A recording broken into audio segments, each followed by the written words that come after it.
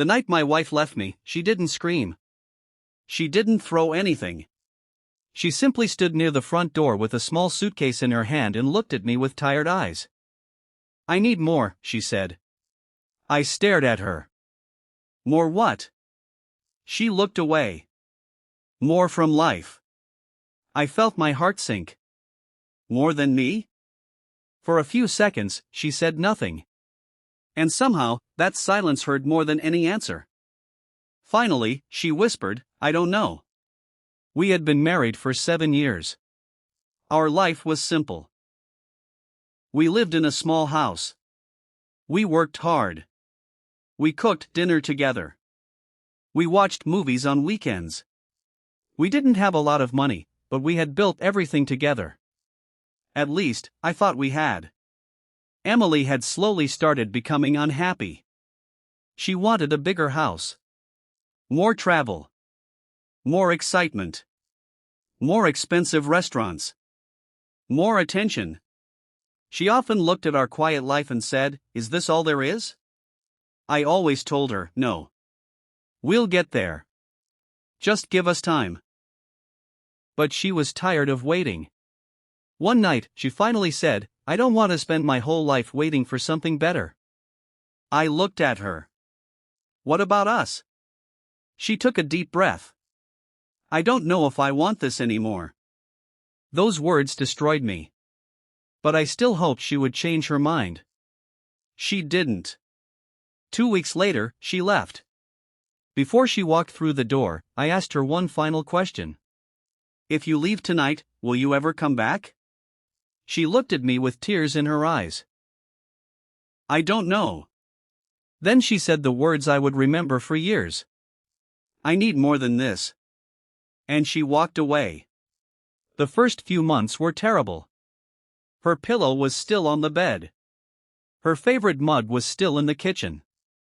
Her clothes were gone, but her memories were everywhere. I kept expecting her to call. She never did. Instead, I heard about her through mutual friends. She was traveling. She was meeting new people. She was living a completely different life. Apparently, she was happy. That word hurt. Because I was still trying to learn how to live in a house that felt too quiet. But after a while, I realized something.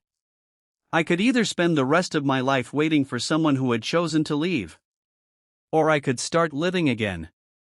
So I stopped chasing her. I stopped checking her social media. I stopped asking people about her. I began focusing on myself. I started taking long walks after work. I repaired things around the house.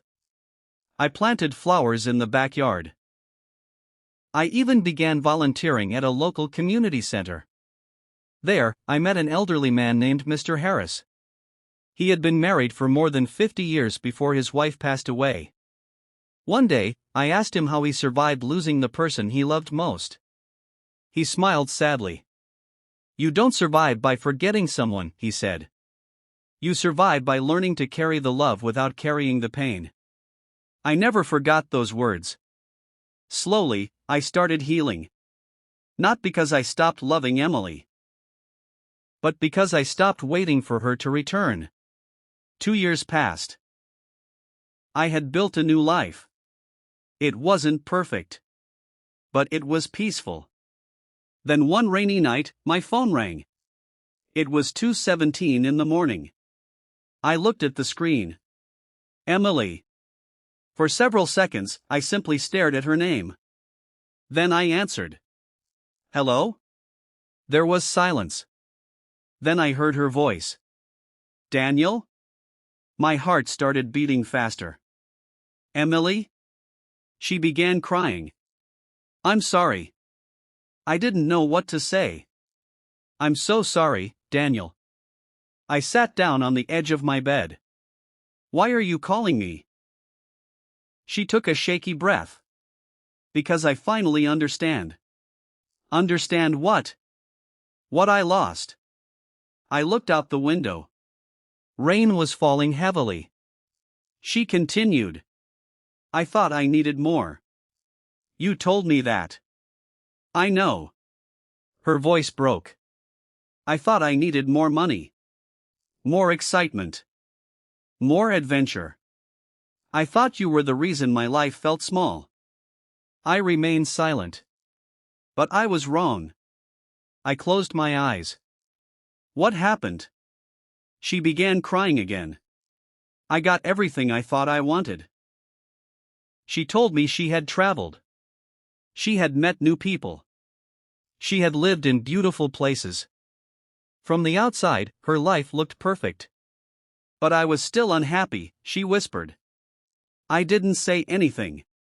The problem was never that I needed more, she said. The problem was that I didn't appreciate what I already had. For 2 years, I had imagined hearing those words.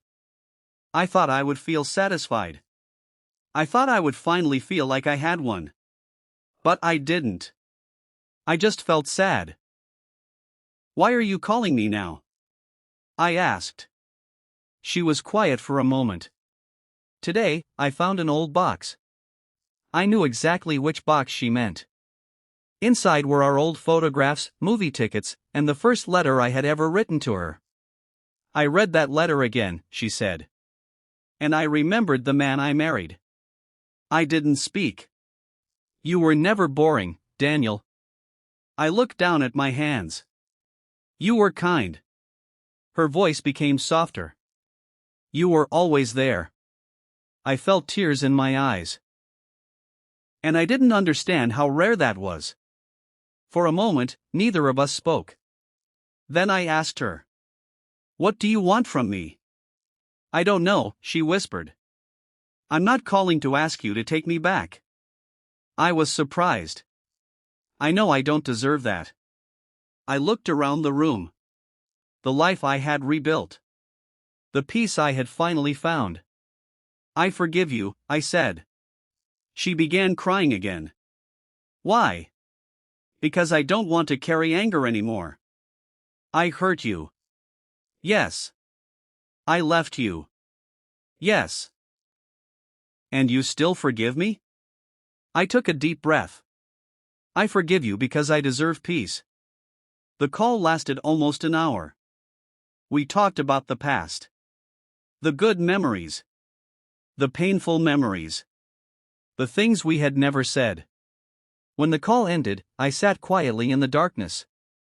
I expected to feel broken. But I didn't. For the first time, I understood something. Sometimes people leave because they believe something better is waiting for them.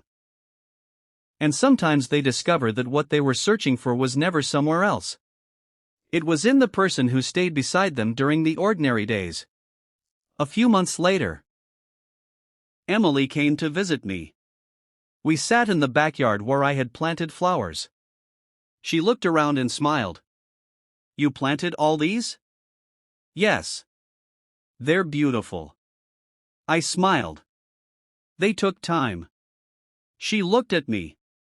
I know. There was sadness in her eyes. But she didn't ask me to take her back. And I didn't ask her to stay. Because I had learned something important. Forgiveness does not always mean going back. Sometimes forgiveness means finally letting go.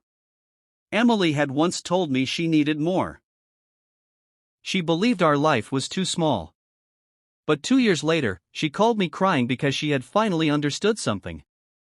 The life she thought was ordinary had been filled with love. The man she thought was not enough had given her everything he could. And the happiness she had spent years searching for had once been sitting beside her at a small kitchen table. Sometimes we don't understand the value of someone until they are no longer waiting for us. So if someone loves you honestly, if someone stands beside you during your difficult days, if someone chooses you when life is not perfect, don't take that love for granted. Because one day, you may finally realize what you lost. But by then, the person who loved you may have already learned how to live without you. If this story touched your heart, please like, share, and subscribe for more emotional real-life inspired love stories about heartbreak, forgiveness, kindness, and